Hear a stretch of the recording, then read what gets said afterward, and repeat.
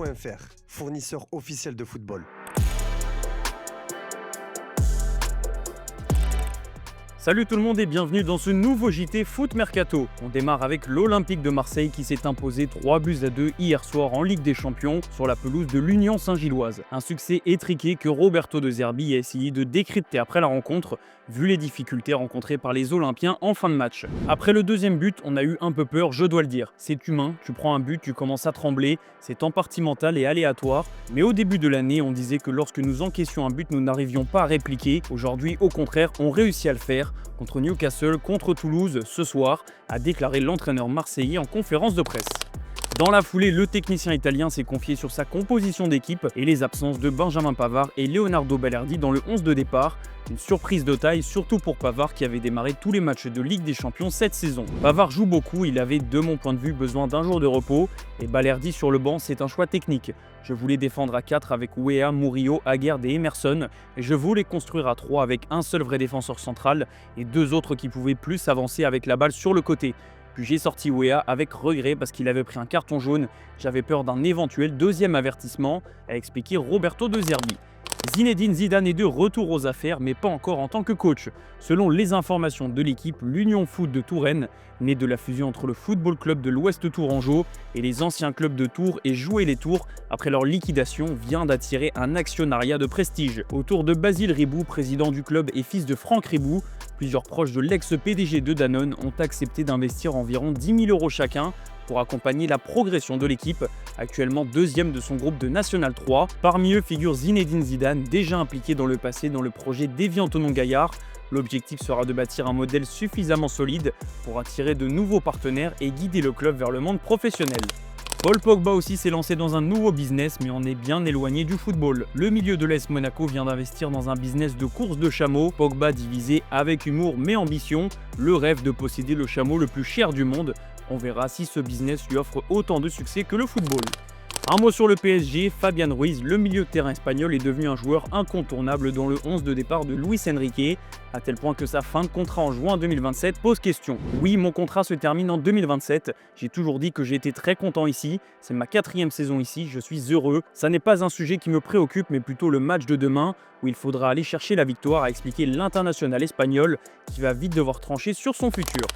En parlant de Paris et du match de ce soir face à Bilbao, le champion d'Europe en titre peut d'ores et déjà valider sa qualification pour le tour suivant. En cas de victoire, le PSG assurerait au minimum sa place pour les barrages, au même titre qu'Arsenal. Et évidemment, tout autre résultat ne serait pas dramatique pour Paris, y compris une défaite. Avec déjà 12 points, le PSG est 4e de cette phase de ligue et peut grimper sur le podium ce soir juste derrière les Gunners qui se déplacent à Bruges. Mais contrairement à la saison dernière, Paris espère finir dans le top 8 pour jouer 2 rencontres de moins. Filons en Angleterre où le dossier Mohamed Salah fait toujours beaucoup de bruit, et ce malgré la victoire de Liverpool hier soir sur la pelouse de l'Inter Milan. Thierry Henry s'est exprimé sur ce dossier et il n'est absolument pas en accord avec la manière employée par l'attaquant égyptien. J'ai eu des problèmes avec Wenger, avec Guardiola. Est-ce que vous m'avez déjà entendu en parler publiquement? Jamais. Quand tu joues pour un club, tu dois protéger ton club à tout prix. Peu importe ce qui se passe en interne, tu protèges le club, tu protèges tes coéquipiers, le staff, ton manager. Tu peux être énervé, frustré, ne pas être d'accord, mais tu ne laves pas ton linge sale en public. Justement, après la victoire de Liverpool, c'est bien le nom de Mohamed Salah qui était sur toutes les lèvres. C'est difficile, mais c'est une situation difficile pour nous tous. Évidemment, il se passe des choses entre Mo et le club. Il y a des conséquences. Il n'est pas là aujourd'hui pour nous aider à prendre les 3 points. C'est la réalité, mais je ne pense pas que cela change quoi que ce soit à notre concentration, à notre détermination à obtenir des résultats pour le club, a confié Virgil van Dijk après la rencontre. Le capitaine des Reds a adressé un message au nom de tout le collectif tout en soutenant Salah. Andy Robertson a fait la même chose et a déclaré qu'il aimerait retrouver l'Égyptien dès ce week-end contre Brighton. Et évidemment, la prise de parole d'Arne Slot était très attendue. L'entraîneur de Liverpool a abordé le sujet en conférence de presse. Where I stand is that tonight it should be all about the players that are here. In the rich history Liverpool has, they've had many of these evenings, but after in the season we are in, I think if you have an away win in this stadium against such a strong team, then it should be about the midfield or about Ibu or about the ones that are here. They deserve all the credits. Il y a un autre club où le coach est au cœur de l'actualité, c'est le Real Madrid. Xabi Alonso sera attendu au tournant ce soir contre Manchester City, vu les difficultés récentes des Madrilènes, à tel point que récemment, la rumeur d'un retour de José Mourinho a émergé. Le coach du Benfica Lisbonne a répondu à ces bruits de couloir. Diga? Se estas notícias podem. não faça pergunta Não, se podem destabilizar o sentido. Não, os adeptos, neste caso, os portugueses, podem ver que é muito difícil dizer não a um clube como o Real Madrid. E aquilo que eu lhe pergunto é.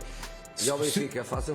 Não, mas aquilo que eu lhe pergunto é se quer deixar os adeptos do Benfica descansados relativamente a essa situação e fechar de uma vez o assunto.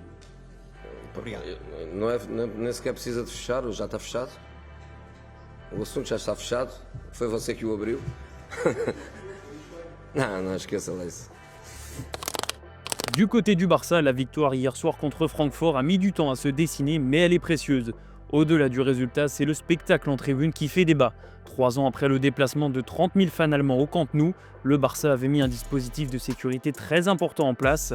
2500 supporters de Francfort sont venus en Catalogne et leur comportement a été plus que limite. Le journal AS a écrit à ce sujet que le nouveau Camp Nou n'a failli durer que 2 journaux télévisés. On a pu voir sur une vidéo des fans allemands très agités, en train de frapper et secouer les vitres qui les séparent des supporters du Barça installés en dessous. On aperçoit aussi des fumigènes, mais ce n'est pas tout. Sport révèle qu'ils ont eu une attitude scandaleuse et très dangereuse. Mundo Deportivo parle d'un comportement inadmissible. 1000 supporters allemands sont venus sans billets mais ont dû rester à l'extérieur. Preuve que le dispositif de sécurité a porté ses fruits. Le pire a été évité, mais le Barça a encore vécu une soirée délicate à domicile en Coupe d'Europe. On va évoquer la Coupe d'Afrique des Nations. La grosse surprise de la liste de la Côte d'Ivoire, c'est l'absence de Nicolas Pepe. L'ailier de Villarreal a payé son interview jugée polémique avec Just Riyad, une absence qui interpelle Didier Drogba. La légende des éléphants a mis un post sur X pour apporter son soutien à Nicolas Pepe. Voilà un dossier qui n'a pas fini de faire parler. Une information mercato, Karim Benzema arrive au terme de son contrat avec Al Ittihad l'été prochain et ces derniers temps, des rumeurs annonçaient une prolongation imminente. Selon nos informations exclusives, Benzema n'a pas prolongé avec le club saoudien, il n'a toujours pas reçu d'offre de la part de son club et pour le moment, son avenir reste donc incertain. Une information qui donnera peut-être de l'espoir aux supporters de l'OL qui rêvent toujours d'un comeback du 9. Toujours sur le mercato, on pourrait revoir un ancien du PSG en Ligue 1. Arrivé cet été à Al Douaï après 2 ans passés à Al Arabi, Abdou Diallo pourrait ne pas s'éterniser au Qatar. L'ancien joueur de Monaco, du PSG et de Dortmund fait l'objet d'une approche concrète de l'Olympiakos qui aimerait avancer sur le dossier dès janvier, mais le club grec n'est pas le seul. L'OGC Nice s'est également renseigné ces derniers jours selon nos informations. Le capitaine du Sénégal voit d'un bon œil ce possible transfert. Un retour en Europe serait une belle opportunité de se remettre en lumière et de sécuriser définitivement sa place en sélection en vue du Mondial 2026. On va conclure ce JT avec l'image du jour. Hier soir, Tottenham s'est imposé à domicile contre le Slavia Prague en Ligue des Champions. Une rencontre qui a permis à Heung-min Son de faire son retour chez les Spurs pour faire ses adieux aux supporters. Avant ça, il a pu taper la pause devant une fresque à son effigie, qu'il a même dédicacée. Une manière idéale pour le Sud-Coréen de rester dans le cœur des supporters du club du nord de Londres. Voilà les amis, c'est la fin de ce JT. Je vous laisse sur ces belles images. Merci de l'avoir suivi et moi je vous donne rendez-vous demain matin pour la revue de presse.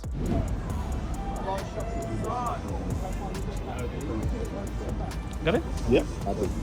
Right, mates.